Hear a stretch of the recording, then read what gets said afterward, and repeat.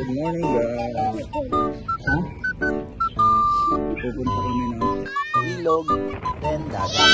Bago kami magkalatagan, marami muna kaming pinuntahan at dito na nga kami nagsunduan.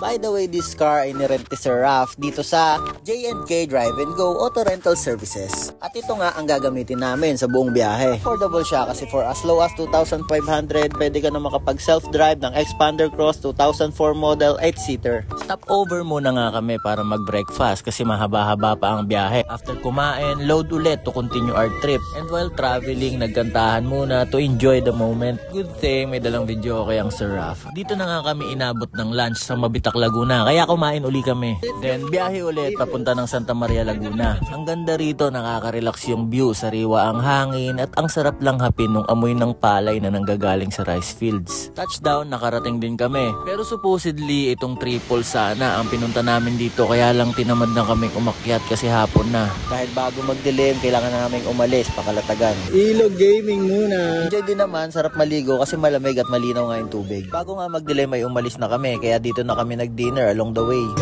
Then after biyahe ulit habang nagiinom sila. Juice lang ako kasi malayo pa. More than 12 midnight nakarating din kami sa Kalatagan. Thank you Lord at walang naging aberya. Suwabe ang biyahe, ang sarap dalhin ng sasakyan. Nilakad ka ba? Sumakay ka na. PM ka lang sa page, ang daling kausap ng owner niya. Salamat!